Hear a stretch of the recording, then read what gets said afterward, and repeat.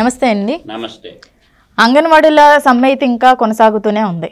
వాళ్ళు అడిగింది ఏం లేదు, మా వేతనాలు పెంచండి అని అడుగుతున్నారు. కానీ ప్రభుత్వానికి వాళ్ళకి వీళ్ళకి అంటే డైరెక్ట్గా మాట్లాడుకుంటే కనుక సాక్షి పేపర్కి ఇచ్చుకోవడానికి వాళ్ళకి వీళ్ళకి దోచిపెట్టడానికి అయితే వాళ్ళ దగ్గర డబ్బులు ఉన్నాయి కానీ బట్ అంగన్వాడీ వేతనాలు పెంచడానికి మాత్రం డబ్బులు లేవు. మరి ఏంటంటారు, పరిస్థితి ఎలా ఉంటుందంటారు? నీకు ఖైదీ నెంబర్ 786 సినిమా చూసామ్మా నువ్వు? ఎవరిది అది? ఖైదీ నెంబర్ 786 సినిమా ఎవరిది? చూసాను, ఐడియా లేదు. You don't know? చిరంజీవి గారు తీశారు. మేము చిన్న పిల్లలు ఉన్నప్పుడు వచ్చింది. ఆయన హీరో, చిరంజీవి గారి హీరో. ఖైదీ నెంబర్ 786 చదువుకుంటాడు ఆ కుర్రోడు బాగా. ప్రశ్నించడం వల్ల ఆ గ్రామంలో ఉండేటటువంటి ఒక గ్రామ పరిపాలకుడిని అతన్ని అరే నాకే నువ్వు ఎదురు చెప్తావని చెప్పి లేనిపోని కేసులన్నీ పెట్టి ఏం చేస్తారంటే జైలుకి పంపిస్తారనమాట. ఆ జైలు నుంచి బయటకు వచ్చినాక ప్రతీకార రేచతో రగిలిపోతుంటాడు అనమాట. ఈ ఆంధ్రప్రదేశ్ ప్రజలు ఏం చేశారో తెలుసమ్మా, 2019 ఎలక్షన్లో ఖైదీ నెంబర్ 6093 ఎవరో ఖైదీ నెంబర్ 6093 అనే వ్యక్తిని ముఖ్యమంత్రిగా ఎన్నుకున్నారమ్మా. ఖైదీ అర్థమవుతుందా నేను ఎందుకు చెప్తున్నా? ఖైదీ నెంబర్ 6093ని ముఖ్యమంత్రిగా ఎన్నుకున్నారు. కాబట్టి అటువంటి వ్యక్తిని ముఖ్యమంత్రిగా ఎన్నుకున్నప్పుడు ఆయన ఏ విధంగా రాజ్యాన్ని పరిపాలిస్తాడు అనేది సంగతి ప్రజలు అర్థం చేసుకోవాలిగా. కాబట్టి తను ఏమన్నా మంచి పనులు చేసి ఏమన్నా జైలుకి వెళ్ళిందంటే అది లేదుగా. తెలుగు ప్రజలందరి సంపదని 43,500 కోట్ల రూపాయలు తండ్రి అధికారాన్ని అడ్డం పెట్టుకొని దోచుకున్నాడు అన్న కేసుల్లో అతను జైలుకి పోయిన మాట వాస్తవేగా. ఇదైతే నిజమేగా. 16 నెలలు జైల్లో ఉన్న మాట వాస్తవేగా. ఇది కూడా తెలుగు ప్రజలకు తెలుసుగా. ఎందుకు పోయినారు, దేనికి పోయినారు అన్న సంగతి తెలుగు ప్రజలు ఆలోచించారా? అయ్యో పాప భీతి అనేది ఎక్కువైపోయింది ప్రజలకి. కాబట్టి ప్రజల సంపదను దోపిడీ చేసి ప్యాలెస్లు, ఫ్యాక్టరీలు, మీడియాను అడ్డం పెట్టుకొని ప్రజలను భావోద్వేగాలకు గురి చేసి ప్రజల చేత ఎన్నుకోబడి ప్రజల బానిసలుగా చేసుకొని ప్రజలందరి సంపదను ఒక్కడే దోచుకొని ప్రజల ఆస్తులను తాకట్టు పెట్టి ప్రకృతి వనరులను, ఖనిజ సంపదను నిత్యం దోపిడీ చేస్తున్నాడు. ఇది నిజమేగా. ఇది నిజమా అబద్ధమా?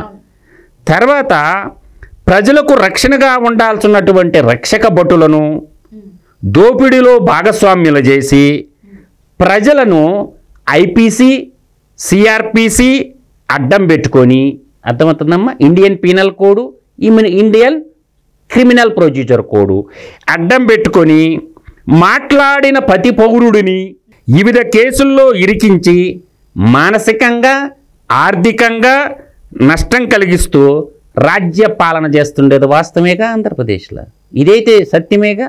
తర్వాత ఎవరిచ్చారు ఈ అధికారం అంటే మీరే ఇచ్చారు కదా పరిపాలించమని. ఎవరిచ్చారు ఈ అధికారం అంటే ప్రజలే ఇచ్చారు కదా పరిపాలించమని. అనుభవించమని చెప్తుండా నేను.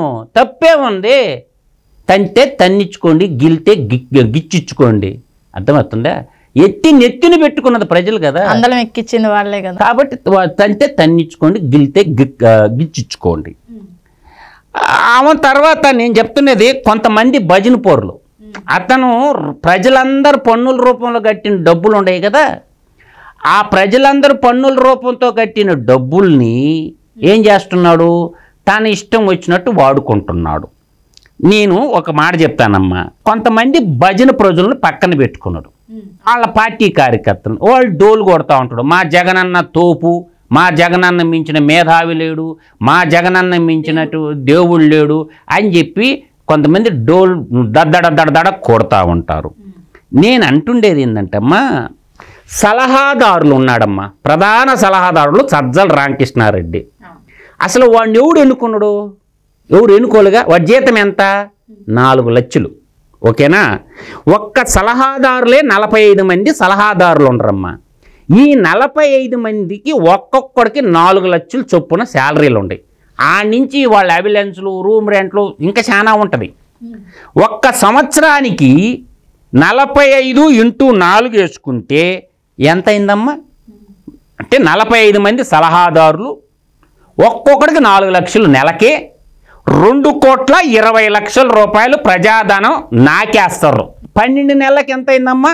26,40,00,000 ఈ సిగ్గుమాలిన సలహాదారుల దింట ప్రజల సొమ్ము ఎంతమ్మా? 26 కోట్లు. 26 కోట్లు సంవత్సరానికి. ఈ సిగ్గుమాలిన దింట 1,00,000 మంది ప్రజలకు సేవ చేసేటటువంటి అంగన్వాడీ టీచర్లు, అంగన్వాడీ కార్యకర్త వర్కర్సు జీతాలు పెంచడానికి డబ్బులు లేవా? వాళ్ళకి ఇచ్చేదేమో 11,500. మీరెందుకు తీసుకుంటారా 4 లక్షల రూపాయలు ప్రజా సంపదన? 11,500 మళ్ళీ అందులో కటింగ్లు. వాళ్ళ కటింగ్లో ఎన్నా కానీ వీడికి ఎందుకు సజ్జల రామకృష్ణారెడ్డి గారికి 4 లక్షల జీతం? ఎవడమ్మ మొగుడు సొమ్మని చేసుకుంటున్నాడు సజ్జల రామకృష్ణారెడ్డి? వాడు వచ్చి మాట్లాడే మగోడు అయిపోయిండు, మాట్లాడేవాడు ఎవడు లేడని చెప్పి. నువ్వు ఎందుకు తీసుకుంటున్నావురా 4 లక్షల డబ్బు?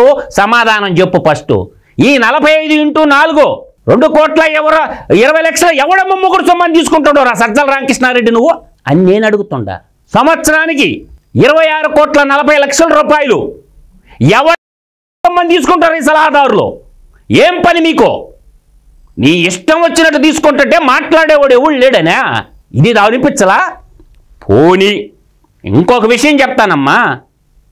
ఈరోజు శివు నెత్రు సిగ్గు లజ్జ అనేది ఏదన్నా ఉంటే సాక్షి పత్రికకి, సాక్షి మీడియాకి మీరు దోసిపెట్టినటువంటి డబ్బులు మొత్తం బయట పెట్టండి శ్వేతపత్రం.